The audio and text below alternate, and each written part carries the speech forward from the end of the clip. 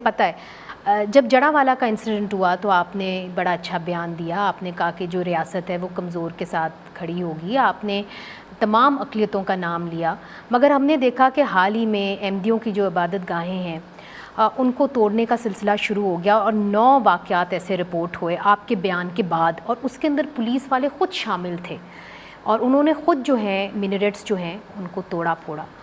تو اب اس طرح کیوں ہو رہا ہے کہ جو پولیس ریاست جو ہے وہ بھی اس میں شامل ہے؟ دیکھیں, میں آپ کو ایک بتاؤں کہ میں خود ایک راسخ العقیدہ قسم کا اپنے آپ کو مسلمان تصور کرتا ہوں, لیکن کسی بھی مینورٹی, خصوصاً احمدی کے متعلق بھی آپ نے اس کا تذکرہ کیا ہے, میں اس کو شریعت محمدی صلی اللہ علیہ وسلم کے تحت اپنے ایمان کا حصہ سمجھتا ہوں کہ ان لوگوں کی جان, مال اور ڈگنیٹی کو پروٹیکٹ کرنا,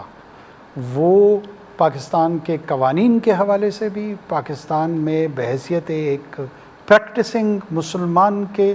یہ ہمارا فرض ہے. تو پولیس کو کیا اقدام کرنے چاہیے؟ بطور وزیر اعظم پولیس کو کیا ہدایت دیں گے؟ نہیں, ہدایت نہیں, میں اس کی انکوائری بھی کروں گا اور ہم اس کو ٹرانسلیٹ کریں گے ٹورڈز آر اسٹیٹ انسٹیٹیوشنز کہ جتنے بھی لوگ ہیں جو ہماری مائنورٹیز کا حصہ ہیں, ان کی جانوں کو یا ان کی عبادت گاہوں کو اگر کسی کو قانونی طور پہ اعتراض ہے